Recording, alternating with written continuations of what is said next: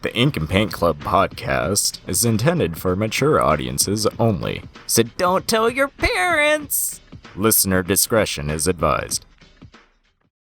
Is Werewolf Jones there? Yeah, Werewolf Jones is like the main fucking problem of this story. Good. He should be. Werewolf Jones should be there all the time, and then when he's not there, people should be asking, hey, where's Werewolf Jones? Yeah.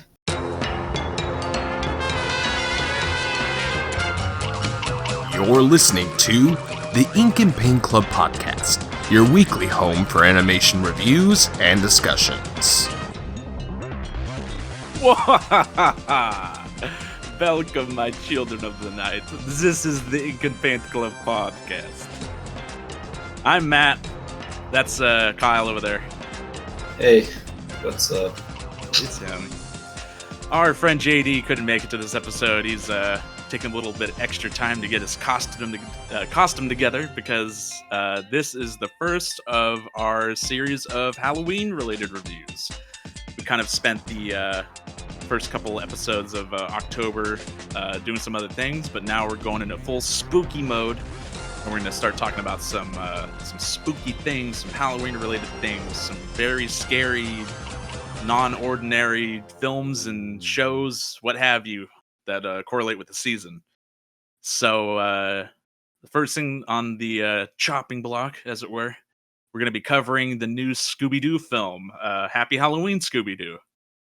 This is one of very many direct-to-DVD Scooby-Doo fare that I'm sure you've seen populating the shelf at your local movie store, your Targets or your Walmarts or what have you.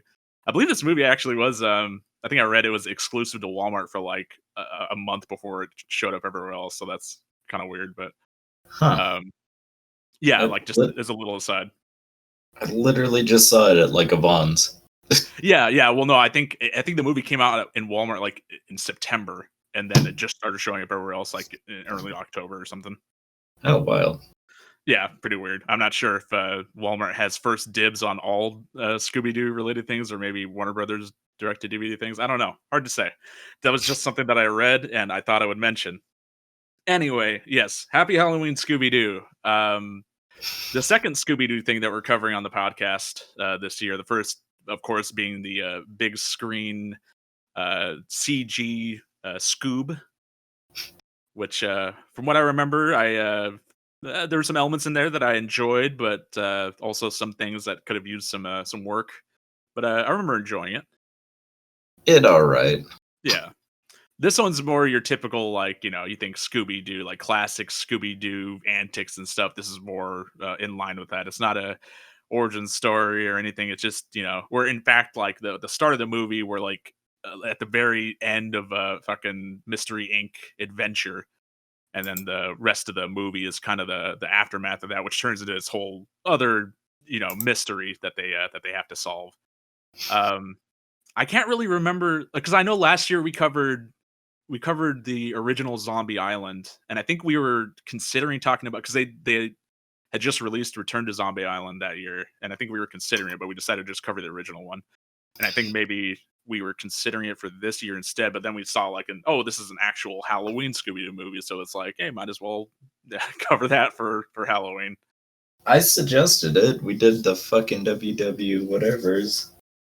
Yeah, and you know what? I'm really disappointed that I wasn't there for that, because I was a really big wrestling fan growing up, so I still never seen those, and I was really interested to see what the fuck they did for those. But now that I know like the time period is released, and like I think I remember who was in that movie, and it's just kind of I don't know what it is, man. Fucking WWE is weird, out of date. Like I remember I'm not even sure in what capacity this was.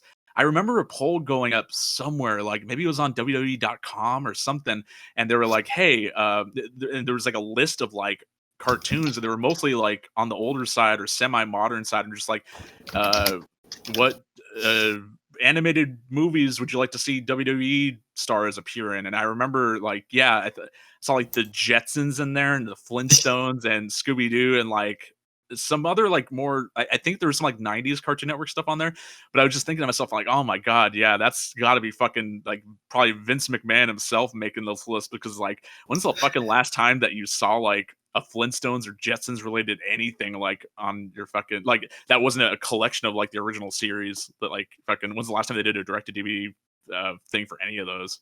The Jetsons movie in the 80s.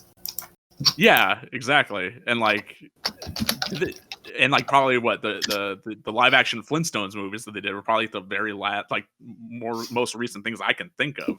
Whereas Yeah. Scooby-Doo is something that they've never stopped doing. Like that's just something that's always been in fucking Hanna-Barbera, well, Cartoon Networks. Well, I guess no, it's okay, Warner Brothers. Yeah, because Warner Brothers did this.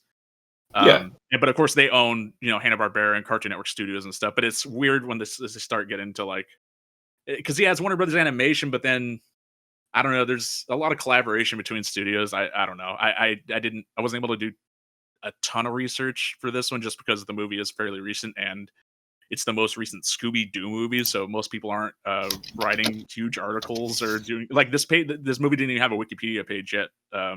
As of this recording, like it auto directed to like just the list of like directed DVD Scooby-Doo movies. So I kind of had to do what I could, just watching the movie and doing a little bit of research on IMDb. Not that there's a ton of lore to talk about. It's Scooby goddamn Doo. You know what to expect when you're going into one of these movies. Fucking, there's a mystery to be solved, and the fucking meddling kids solve it typically. So, one that I keep seeing pop up, and it keeps saying to be announced or whatever, and I just think it's I just think that's some autism bullshit that someone keeps posting on the Wikipedia page. Well, no, apparently there is some because they were saying specifically it got leaked on TCM.com, like Turner Classic Movies, which is an arm of, I guess, Warner Brothers. I don't know.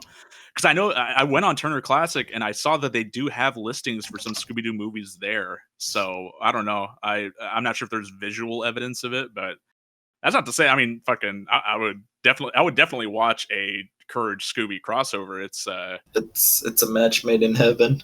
Yeah, and I think back in the day they even like in the like late '90s or early 2000s, I think they used to do like marathons of like Scooby-Doo and Courage, like that were billed as such, just because the subject matter and stuff. From what I remember, obviously, I'm not sure if they ever did any of those things. Like back then, they're always doing like the bumps and stuff of like characters interacting with each other. I'm not sure if they ever did anything like that, but I'm pretty sure they did like little marathon blocks here and there, or once or whatever. I just kind of remember that for some reason. Well, let's hear about the plot. Right. So, yeah. I mean, the plot's pretty straightforward for the most part. It gets a little convoluted in the end, and like I was telling Kyle right before recording, I wasn't paying like really fine attention to it because, like I said, it's Scooby-Doo, so it's not typically one of those things that you're examining the plot with like a fine-tooth comb and stuff. It's just it's entertainment for entertainment's sake. You're not going into, like, I think the last Scooby-Doo thing that I think continuity really mattered in was Mystery Incorporated, really. And that was probably actually, besides the Scoob movie that came out and rewatching Zombie Island last year, I think the last thing that I'd seen that was Scooby-Doo related was Mystery Inc. And I should have to rewatch that someday. It was really good. Probably like the last really great Scooby-Doo like production that they did. I don't even think that counts as canon. I think that's just like its own thing. Like, yeah. Well, I mean, yeah, but the thing is, like, I don't know that you really necessarily could count any of these things as canon. Like, they're all like in some weird pocket universes with each other. So just going a bit ahead, this movie does have some sort of connective tissue with some of the other directed DVD Scooby movies, like specifically, and this is just from what I was able to gather from the ending, because there's a character in this movie that shows up here, like the sheriff in this movie. Apparently, he also shows up in Return to Zombie Island, and then he shows up in, I'm not sure if it was the one right before that, but he shows up in another one called Curse of the 13th Ghost, which I'm not familiar with. I didn't watch either of those movies, so once they got kind of in the end game and they were kind of explaining like, it's when this happened and blah blah blah, and you foiled this and it led to all this. I'm just like, okay, well, I guess I would have to kind of watch those movies to kind of get a better understanding of what the hell is going on. But I don't feel like that detracts from this movie at all. It's just kind of a weird thing to see. Like, I don't know that they were necessarily I don't know that they necessarily made those two other Scooby-Doo movies with the intent of them culminating in this. I think it's just one of those things where they're like, oh, well, there's this common character showing up in these two. It might be fun to throw him in here as like, the real villain all along, and like kind of, like a retcon or something. They planned it, man. Yeah, I planned guess. It from the beginning. Nah, I doubt it. Yeah, because I mean, as far as I could tell, and it's really weird because I watched the credits of this movie and unless I missed it, like I rewatched the credits twice to see if I could see it, but I had to go on IMDb just to make sure, because going into this movie, the only thing I knew for sure was that it was written by Maxwell Adams of, Grim Adventures of Billy and Mandy fame. Sure was. So he wrote it, but he also produced it and also directed it. So didn't know that he directed it or produced it. I mean, like the producing thing, yeah, but yeah, I just knew that he wrote it, but yeah, he also directed it. So that was definitely something there. So he's billed as like the sole director, at least on IMDb. This because the other writing credits that are on there are specifically for who owns the character. So like Hanna and Barbera on there is like the creators of Scooby-Doo stuff, and then like Bill Finger and like some of the other Batman creators are on there because fucking Scarecrow is like a main villain in this movie, which is really weird because Batman's nowhere to be seen. It's just Jonathan Crane as Scarecrow.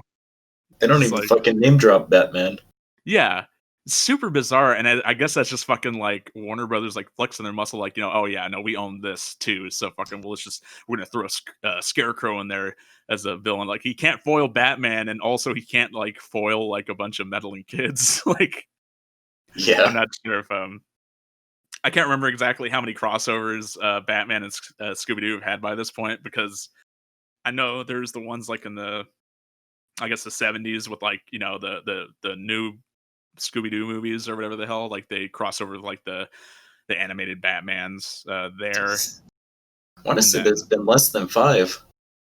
Because then they did Brave and the Bold.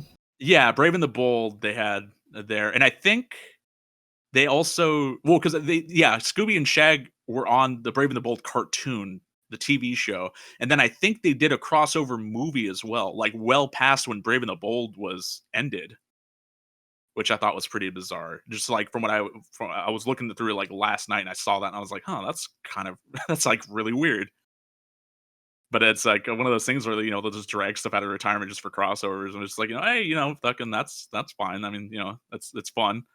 But specifically to have a Batman villain as your main villain in your Scooby-Doo movie and have like no reference to Batman altogether, like not even any visual, no bats or, well, there might be bats. I don't know. No bats in the context of like, the bat signal or any sort of like, Batman related thing. Like, it's just it's Scarecrow and he's there and he's causing havoc. And yeah, that's it. And also he's voiced by Dwight Schultz. Fucking Mung Dahl on Chowder, and fucking on from A-Team and stuff. Like he's in voice acting a lot nowadays, and it's always fun to hear him do his thing. I feel like he's a really good pick for a Scarecrow. I thought it fit pretty well. I did not know that. Yeah, no, it's pretty fun. Speaking of the voice actors too, well, I guess we can even talk about some of the guest characters they have in here now. So Elvira is in this movie. Voiced by, Elvira herself. Apparently also showed, because you mentioned this, she showed up in a previous Scooby-Doo thing. She showed up in Return to Zombie Island, but only for like a little cameo. Yeah, she was on TV. They were watching TV and they're like, shut up, she's on. And they were kind of watching it. But it was like a 2-second thing. Right. So there's that, and the thing that's bizarre was like I could have sworn Elvira had shown up on some Scooby-Doo thing like way older than that, but apparently that's the first Scooby-Doo production that Elvira's been in, at least from what I could gather. Because you think that would have been like, yeah, way earlier, like maybe not in the 70s, maybe because like well, Elvira was like really big in the 80s, right? So maybe like late 80s, early 90s, but Well, that's the thing is like Elvira was popular in the 80s, but Scooby was pretty much dead until the 90s Zombie Island came out. And then after Zombie Island came out, it's been like fucking yearly releases. right. Okay, so I'll retract my previous statement. There was a little period there with no Scooby-Doo stuff, but when you look at like the body of Scooby-Doo productions, it almost seems like they never stopped. And for the most part, they haven't. So that little hiatus, notwithstanding. It says she was in some shitty Lego Scooby-Doo movie as another horror host, but not as Elvira. Yeah, so yeah, because yeah, because I know she does like other voice work too. So not always specifically as Elvira, but I'm sure like Elvira likes. I'm wondering if like I imagine there's probably like a license fee that they have to for like usage of the character and stuff. Maybe she was in the 2012 Ninja Turtles as like a crane robot. Oh, neat. Yeah, so she does like a fair amount of like voice acting work too. Yeah, she's not always playing herself. Yeah. So aside from her, but the thing is too, like she did a cameo in Return to Zombie Island, but she's actually in this movie a fair bit, like a good glut of it. She's like a main character. Yeah, and actually she kind of frames the movie too. This movie doesn't really, it's not like totally contained within a framing device, but if you're familiar with like what Elvira does, like the fucking she's a spooky movie host, so like this is a Scooby-Doo movie, so she's gonna kind of be the little narrator at the beginning and kind of close it out at the end, and she does it. She does her Elvira thing, and it's very entertaining. She's definitely a welcome sight to see. Yeah. Aside from her, the other main guest star that we have is Bill Nye, who I was kind of wondering if he'd shown up in any sort of Scooby-Doo related thing before too, and apparently, I'm not sure if it's I imagine it's the newest Scooby-Doo show that they're doing. That's Scooby-Doo and Guess Who, I believe, is the newest show that they're doing. Yeah, so I think all those episodes, they kind of have like guest stars for them, kind of like the old Scooby-Doo movies that they used to do like on television. So I think Bill Nye's been a part of that. Jim Gaffigan, that's the seal of quality right there. Hey. I should watch this show. You don't like his jokes about Hot Pockets?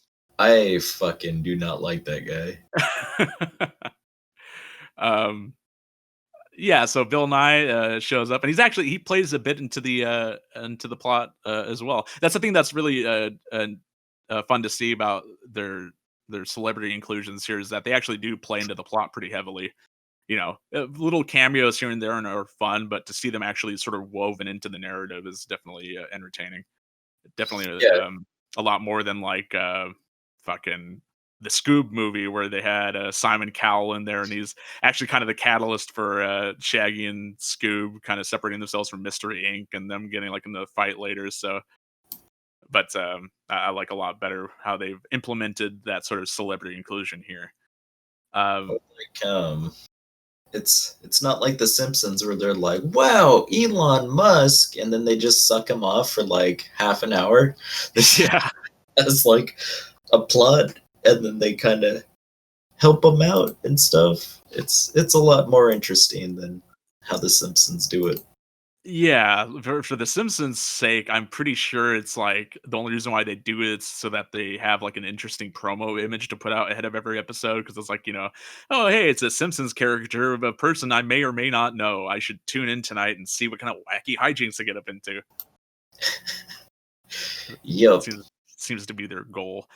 But yeah, fucking Elvira and Bill Nye play some big parts in this movie. Elvira's physically there, and then Bill Nye is like pretty much a hologram for like most of the movie. It's kind of fun the way that they implement him in there too. But aside from the guest stuff, well, I guess you can technically consider Scarecrow a guest too, because he's not someone that's typically associated with Scooby-Doo. So, although actually on that note, there is, and we'll circle back around to this a little later because I definitely do want to address it. But there's the whole scene basically in the middle of the movie where they're having like a big car chase, and it seems to revolve highly around like the three vehicles. There's the new mystery machine that Bill Nye made, and so his, he's got his AI in there. There's Elvira with her like her parade float, her spooky parade float, and then there's just like a dad and his daughter like dressed as cowboys, and they're like the third vehicle. And I'm wondering if maybe they had originally planned for a third celebrity to sort of fill that spot, and maybe just fell through and they just decided against it and just put in like generic characters in there. Maybe it's Cowboy Curtis. I don't know. Honestly, if they would have done a fucking like Cowboy Curtis like straight up and it's like voiced by Lawrence Fishburne, that would have been amazing. Like that would have been incredible. I mean, when I was over at his house last year, or maybe a year before, he had told me, "Yeah, I'm doing this, I'm working on this, and Elvira's in it." And I was like, "Oh shit, that's cool," because I like her a lot. And then I didn't hear about it for a long time. It's like, I wonder if that's still coming out. So finally came out. Yeah, you finally got to see what he was talking about. Yeah. I take it Max couldn't specifically say it was Scooby-Doo. I think he did. Oh, okay. He did say it was it. He just didn't get like into the plot. I didn't hear anything about scarecrows. That was like a fucking out of left field right there. For those of you that don't know, Kyle and Maxwell Adams are basically best friends. So best friends. They basically are on a first name basis. Kyle just straight up calls him Max, and Maxwell calls Kyle West. That's not his name. I know. His name is Adam Burton. His name is Adam Maxwell's. I'm sorry to ruin the mystique, but his name is Adam.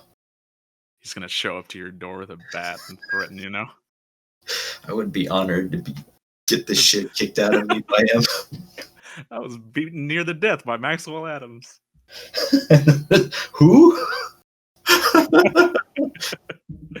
Max, we would love to have you on the show. Maybe someday.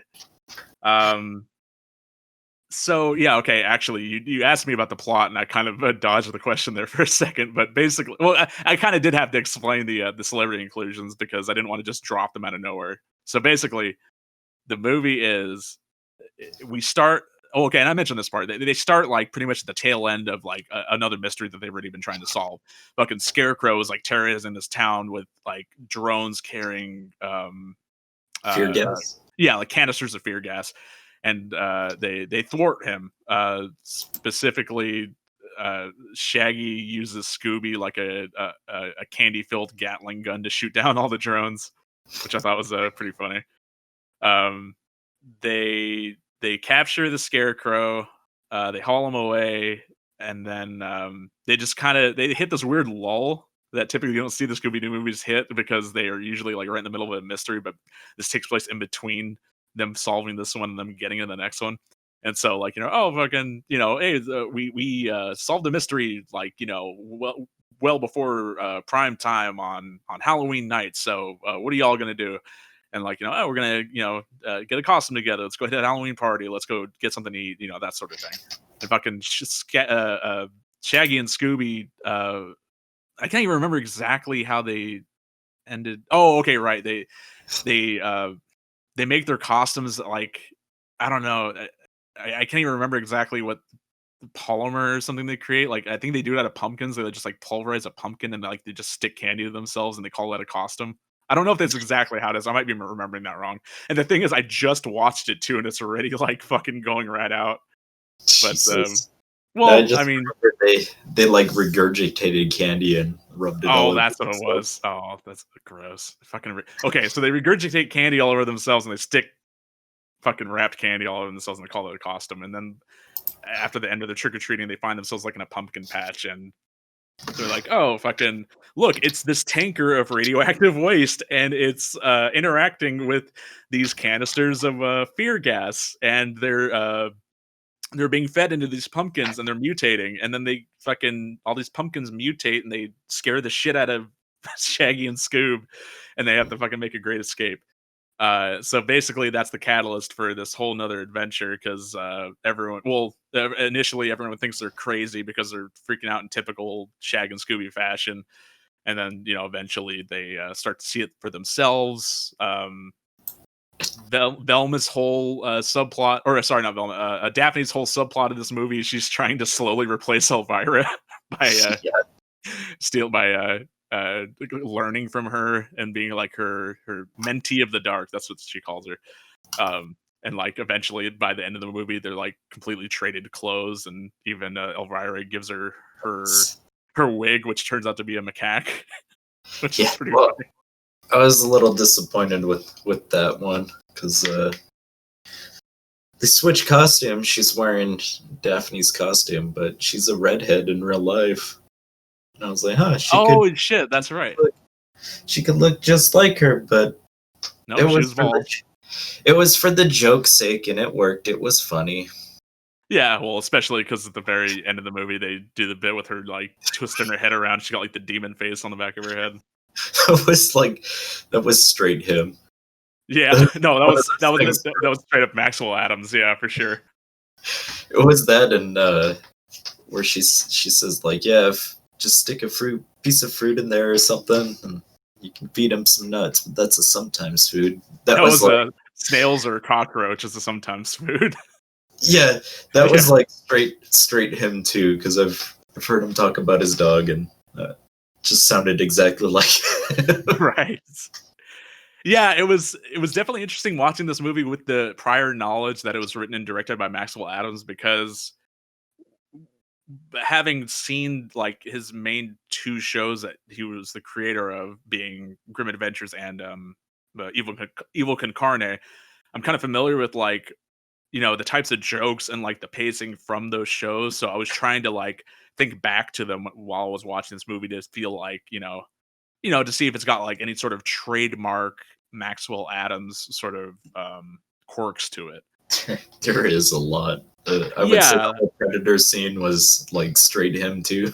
Yeah. So there's a scene in the film where, and the thing leading up to this was like Fred basically freaks out because the mystery machine has been completely totaled, and the replacement for the mystery machine that Bill Nye makes, like that runs on electricity, fucking shorts out because the drones that occupy these pumpkins' bodies. Oh, spoiler! Sorry. Oopsies. Fucking short out all the electricity and stuff. So he's just like, I'm gonna do what I do best. I'm gonna make traps, and fucking it basically does a whole recreation of like the second to last scene of Predator, where fucking Dutch is going around and like sharpening all the wood to like make all the traps of like the logs and bows and arrows and stuff. And I was like, the whole time watching, I'm just like, oh my god, please do the fucking yell. And he does it. He lights the torch and he just fucking lets out like the fucking Schwarzenegger yell, but as like Fred. And like it was the greatest thing that I think I've ever seen in a Scooby-Doo thing, like ever. He rips his shirt off, covers himself in mud. It was fucking great. No, it's incredible. Like, of all the references to do, like, I'm so glad they went with that one. Fuck.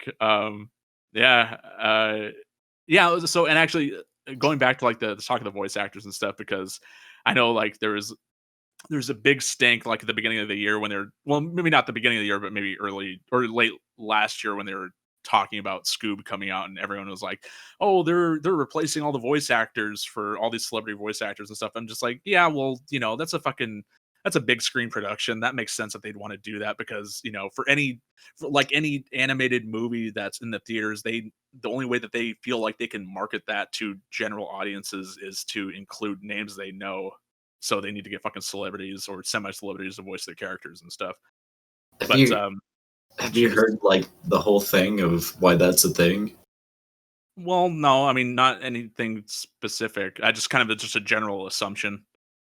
I watched a video saying like, yeah, back in the day they had like maybe one or two people, kind of well-known people, not too like, not like A-listers or anything, but they said like Aladdin completely changed animation to the point where like, all right, this movie's coming out, we need a whole celebrity cast, that kind of stuff.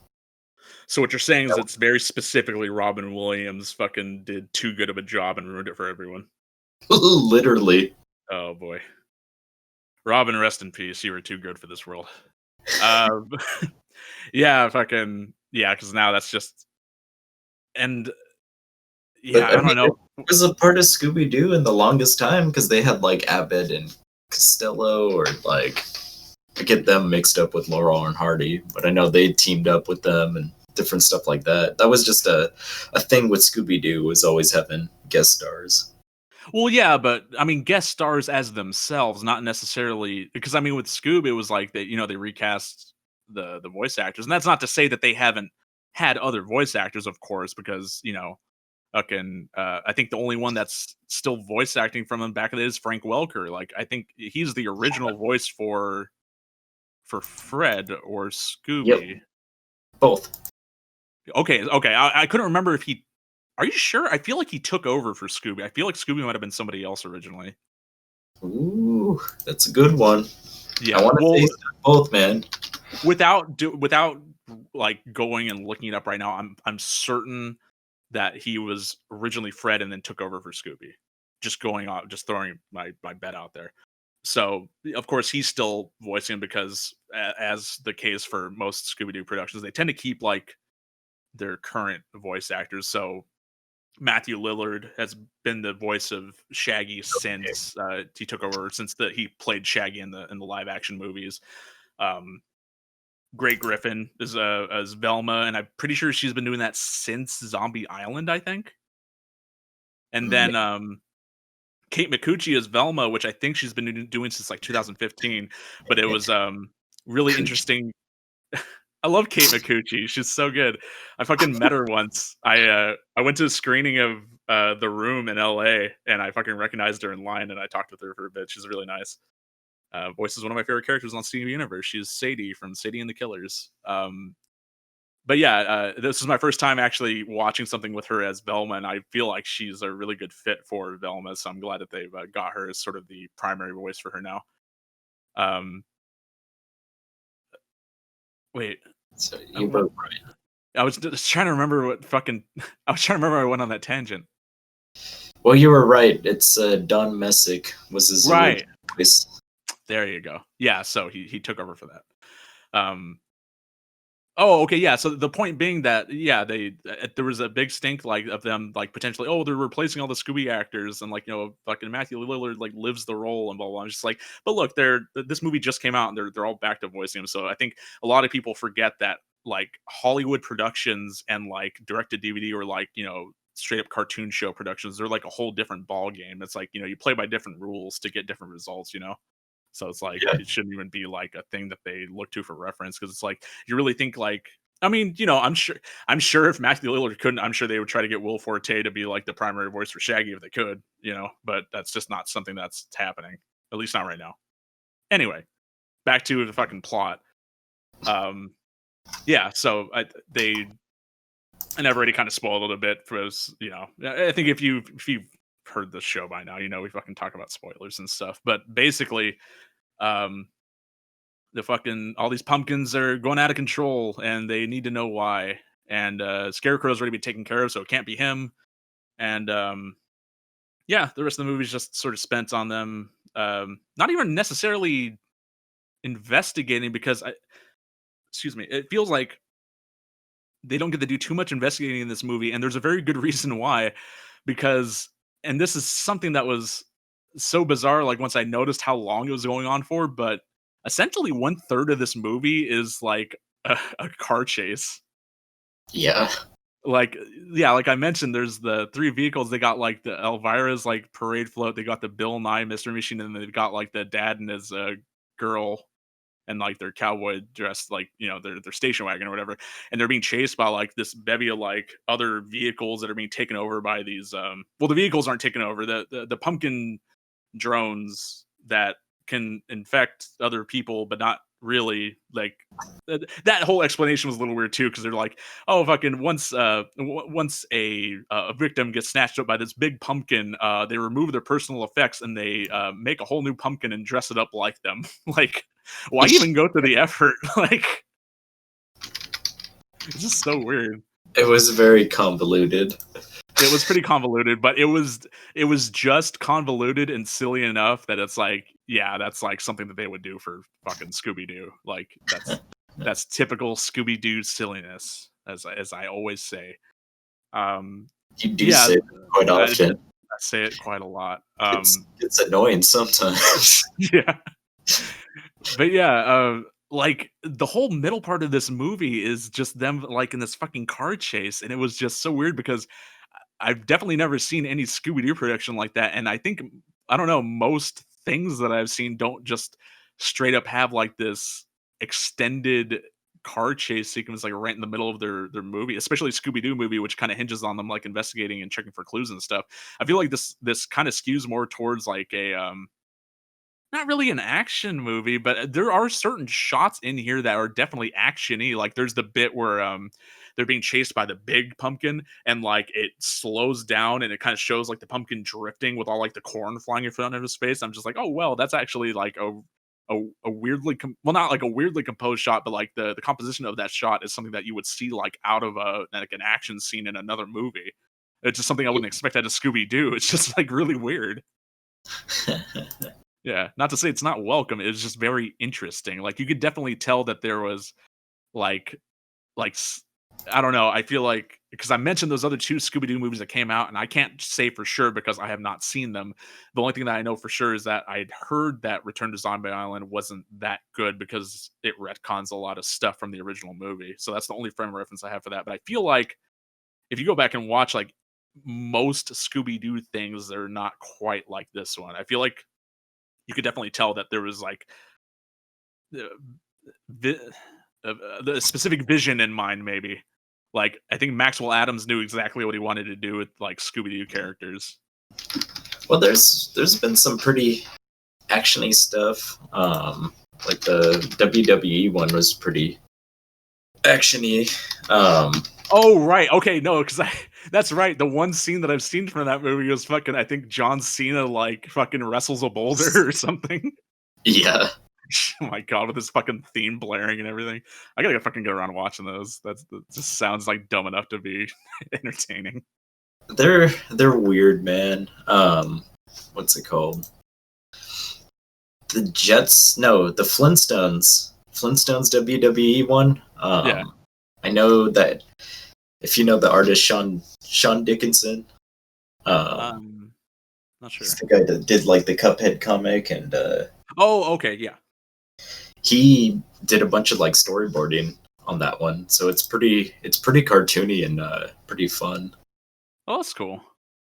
Yeah, I mean, yeah, like I've already talked about the amount of Scooby Doo things I have seen in recent memories. So I'm not the best when it comes to recalling a lot of that stuff. So I can't speak for them. But I feel like because Scooby Doo is one of those things that's gone on for so long, eventually you're gonna get productions that are done by people that grew up on the show or like have experience doing other productions, and they kind of bring like that specific flavor to like what they're doing, and it's Yeah, definitely makes for a more interesting production. So it's very cool that they got Maxwell on, especially because I know he hasn't really done that much since he you know well, since like Grim Adventures and Evil Incarnate and stuff.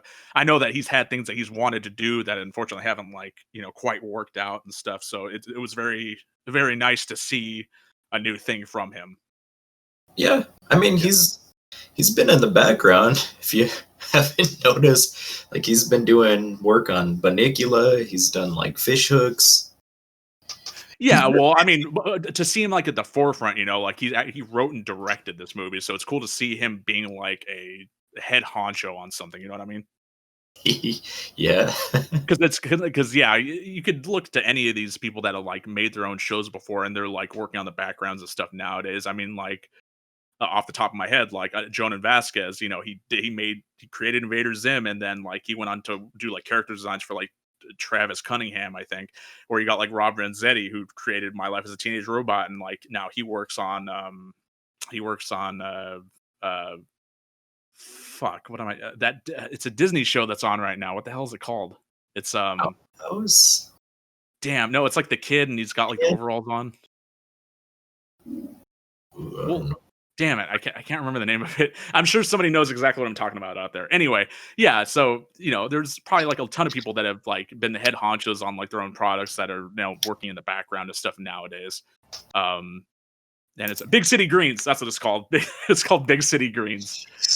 Yeah, that's what it was. But yeah, yeah. Anyway, so you get what I'm saying, though, right? It's nice to see him like being command of something like again, because it hasn't been that way since Grim Adventures and Evil Con Carne. Which I gotta say, like specifically for that period of like, well, I guess even nowadays, like you don't see a ton of people like with two shows out on television at the same time. Like, well, at least not like in the animation, not like for cartoons anyway.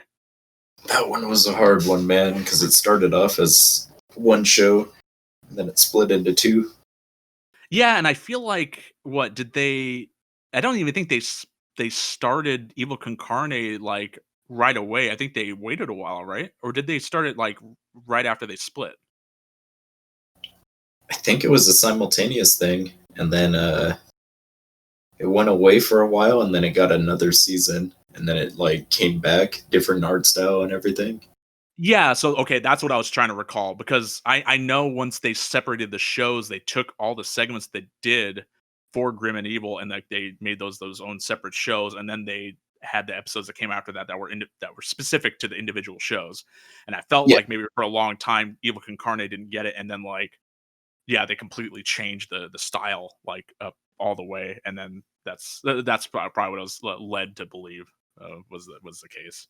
But yeah, fucking that was always props to Maxwell Adams because even back like when I was a kid, I always thought, man, that's cool that he's got like two shows because like, uh, yeah, that's just something they don't typically see. Like to have somebody like head two shows. Like I don't know that and hopefully we'll be able to clear this up if we ever get him onto an interview or something. Like to head two shows at the same time, like what the process of that was like. If it was like any more hectic than having to combine shows together.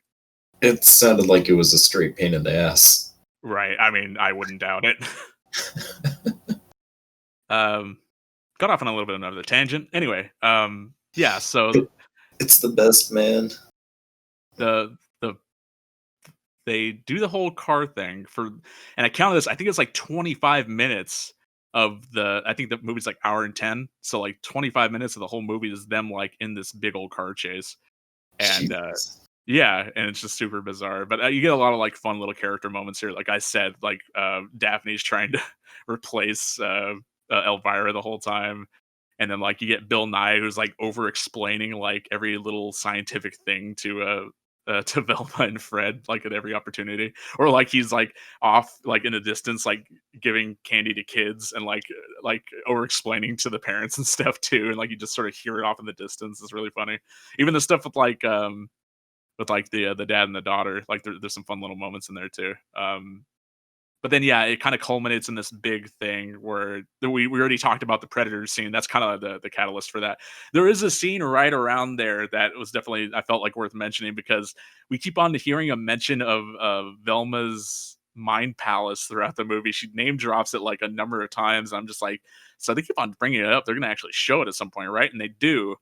And I thought it was a very interesting visual thing that I wouldn't expect out of a Scooby-Doo movie. It's kind of like Velma's like internal sort of thinking spot. Like she's pictures herself in the mystery machine, and she's kind of like, well, Shaggy and Scooby are there too, but they're kind of like accelerating and reversing through like the events of the night, like trying to pick up clues, and that's kind of how they do the detective work for this one. And I thought that was a very interesting thing. It kind of reminded me of something out of like playing into the Batman Arkham games where like you're doing the investigations and like you're kind of like existing within the space where it happened and you're kind of recreating the events and you're like seeing things like happen as they happen or like reversing something to catch details and stuff. I just thought it was definitely an interesting thing to introduce in this film. Visually I thought that it was well done. It is just another one of those things that I wouldn't expect to see out of a Scooby-Doo movie because it seems like for the most part they tend to, well, other than like kind of the ridiculous shit that Scoob and Shaggy do sometimes, with like the copious amounts of food they eat, or like them, running at light speed and stuff. They for the other characters, they tend to keep things grounded a lot, like through most of the productions I've seen from Scooby-Doo stuff anyway. But Yeah. but I feel like in recent years they've definitely leaned more into the sort of characterization for the rest of Mystery Inc. Because you've got like Fred now, who at least ever since Mystery Inc. is like very well, at least in Mystery Inc. for sure, he was obsessed with making like traps and stuff. I think now, like for the direct-to-DVD movies and stuff, it's definitely something that he is very proficient in, and so they do specifically talk about it. And then of course Velma is kind of leaned more into like because the whole thing in this movie is like, she's like, doesn't believe in like the real monsters, and she's not scared, and that sort of thing. And then but I feel like the person who typically gets the short end of the stick every time for this sort of thing is Daphne. Yeah, Daphne doesn't typically get like a lot of stuff to do, like in most Scooby-Doo things that I've seen. And I feel like even beyond like her trying to replace Elvira in this movie, she does get like I feel like her personality and her dialogue were definitely like the most whimsical that I've ever seen. She's kind of like, and this it seemed very specifically in the first half, or remember the first half, but like the very beginning of the movie, she's kind of like she's got like a Snapchat or like some sort of equivalent, and she's like trying to get coaxed, like could have gotten away with it from one of those meddling kids out of the Scarecrow, and like she's like dropping like a lot of slang and stuff and going like woo woo and that sort of thing, like is definitely sort of like fun characterization that I don't recall ever really seeing for Daphne and other things. Well, I feel like you said, she doesn't really get much to do in whatever movie she's in. And I feel like they tend to lean towards making her like really creepy in a sense to like offset her like cute look. Because I've seen that happen a lot. The newest show had her like playing with hand puppets and stuff like that. It was just like a weird. Oh, yeah. You know what? I kind of recall. I haven't seen a lot of stuff from Guess Who, but I don't know. I've been hearing people say that it's not that good, but I don't know. I feel like any show that just has straight up Kristen Schaal on to play herself has to be worth its weight in something. Yeah. Like that's the one thing that I've really seen from that was that she was a subject of one episode, and I thought that was very funny because I really enjoy Kristen Schaal's work, and so I'll definitely have to check that out at some point. I think because I think when they originally announced Guess Who, I think what was it, the big celebrity guest they were touting was Urkel. I think that they were gonna have Urkel on for Guess Who. I don't think I'm making that up. I feel like that was what they were doing. Could have been.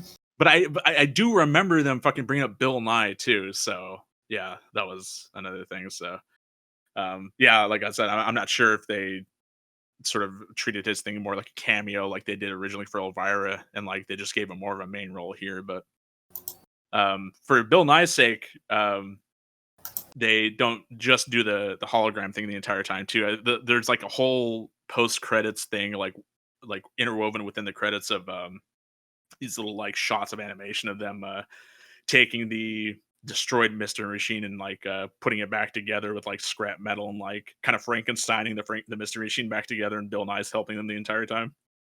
I thought that was a kind of fun way to utilize him. The way that he was like always on hologram and stuff, I actually was thinking like, man, are they really gonna make him the bad guy? Like, wouldn't that be something? And I was kind of hoping that was what it was gonna be, because you never really saw him, and he was like being way too nice and stuff like this. I was hoping that was the direction they were gonna take, but it went a different direction. You know what? That didn't ever cross my mind, but yeah, that I could definitely see them going for that angle if that was something that they wanted to do. I wonder if even like I don't know that Bill Nye specifically, like one of them is like, "Hey, I was wondering in this new Scooby-Doo movie, can I be the villain?" Like, I guess if he had specifically asked for that, I'm sure they'd be like, "Sure, Bill Nye, you could be the big bad of the new Scooby-Doo movie. Why the fuck not? It's 2020, all bets are off. Like, fucking, let's have our main villain be Bill Nye." I would have loved that. Like, if I was a celebrity, I would love that. Just be the fucking asshole getting arrested at the end. I'm trying to recall of the Scooby-Doo things that I've seen when if a celebrity guest has ever been like really a villain. Like the only thing I could think of really is Scoob with Simon Cowell, but the thing was that wasn't even Simon Cowell. That was Dick Dastardly posing as him. So Yeah. that's like off the table. That's like the closest thing that we really got. Um, shit. Now that you brought it up, yeah, no, that would have definitely been, that would have been a twist that most people wouldn't have expected for sure. Like I wouldn't have. That would have surprised the fuck out of me.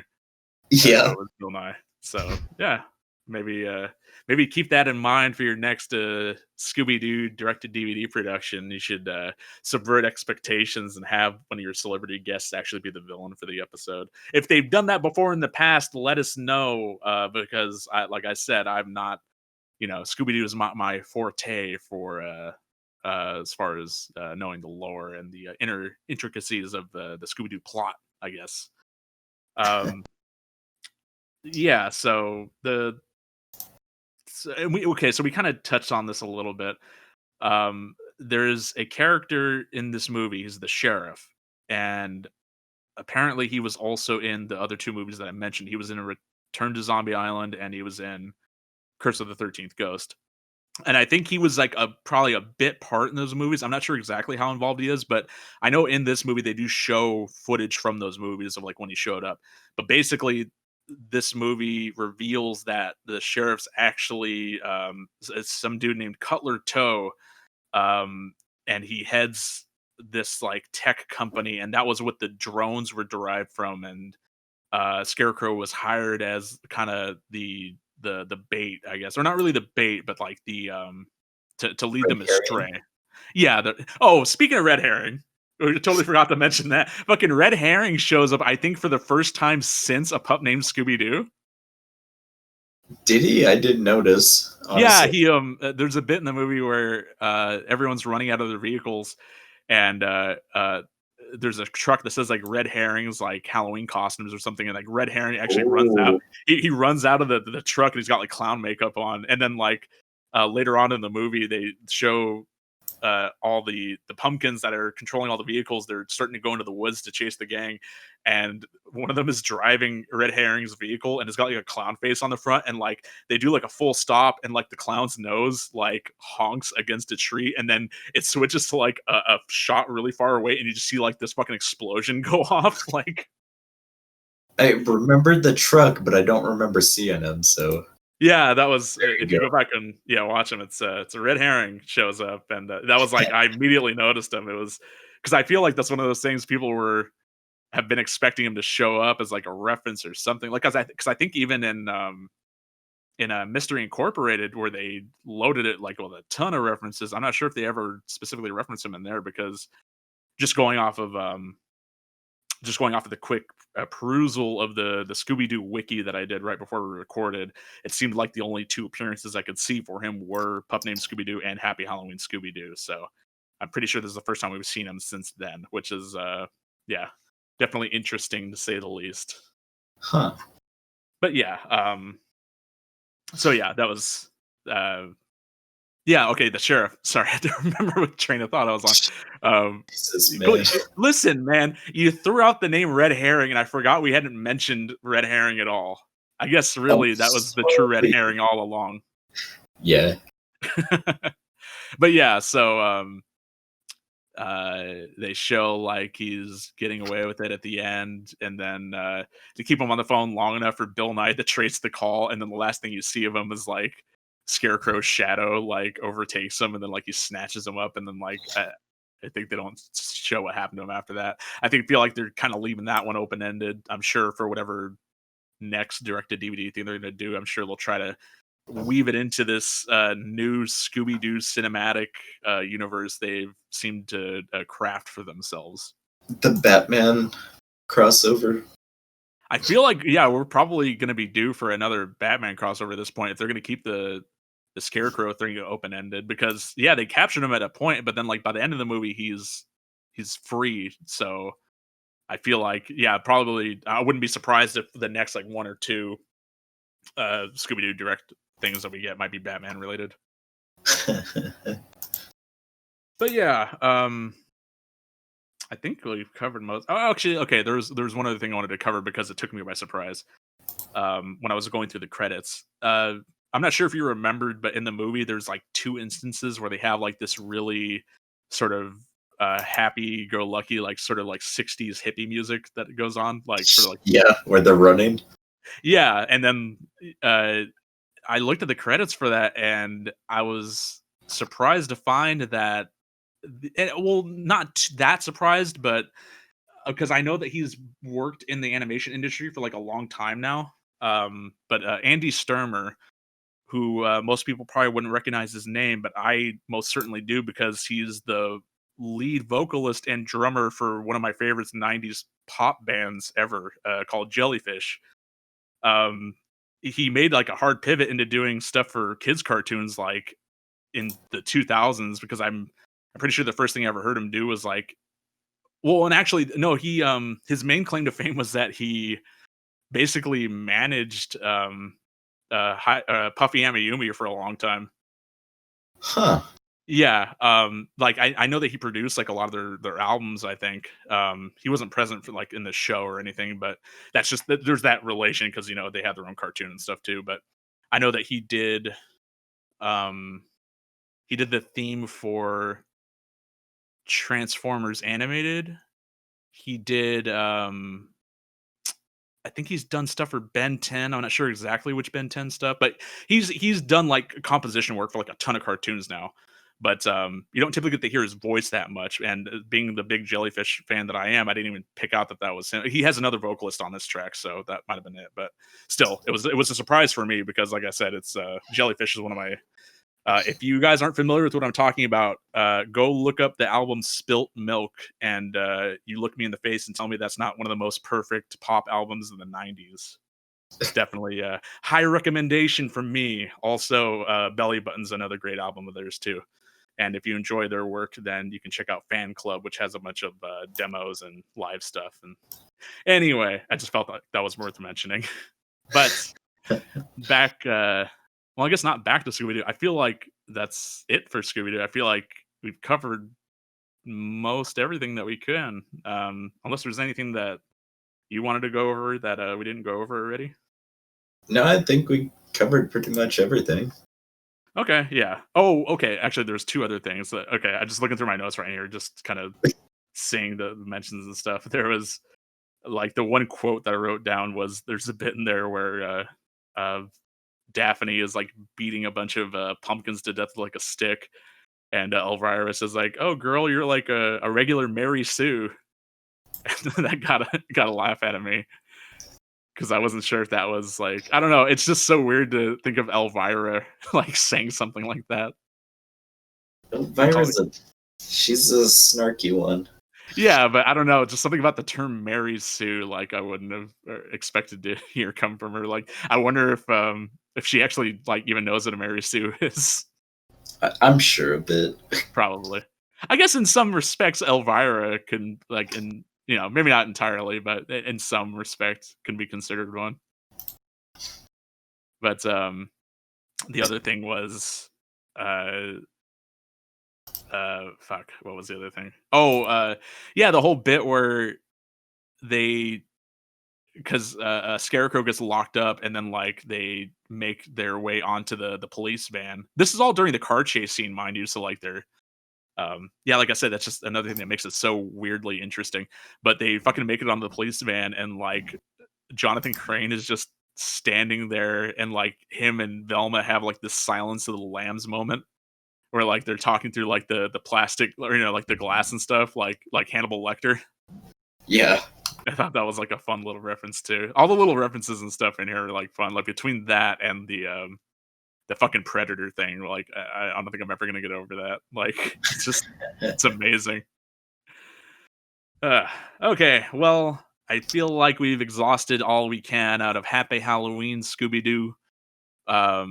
If you enjoyed this film, let us know in the comments on the YouTube video if you enjoyed it, if there's specific moments, if you expect there to be more Batman-related Scooby-Doo crossovers because of how this movie got wrapped up. You can catch us on YouTube, like previously mentioned. We're on most streaming platforms. The podcasts on iTunes, Spotify. I think. I don't know. JD usually does this. I can't remember the whole spiel. Go just look up Ink and Paint Club podcast on Google. I'm sure our shit pops up somewhere. We're on Facebook. We're on Twitter. Probably on some other sites. Just look at the name up if you want to keep up to date with like what we're doing. Or you can come to our Discord channel. I'm sure there's a link to that on those places too. If you want to drop some episode suggestions or just talk about the episodes or talk about what we're talking about, or post your art. There's a ton of really fun stuff to do on there. So that's going to do it for this episode of the Ink and Paint Club podcast. Like I said, this is going to be the first of a little number of Halloween-related episodes we're going to be doing, so look forward to that. We've got some fun stuff lined up. Depending on when you're listening to this, have a good night or a good morning, what have you, and we will see you in the next episode. Yeah, see ya. Thanks for listening to the Ink and Paint Club podcast. Be sure to follow us on Facebook and Twitter to keep up with the show. Join our Discord to chat with us. Links are in the description. We'll see you next time.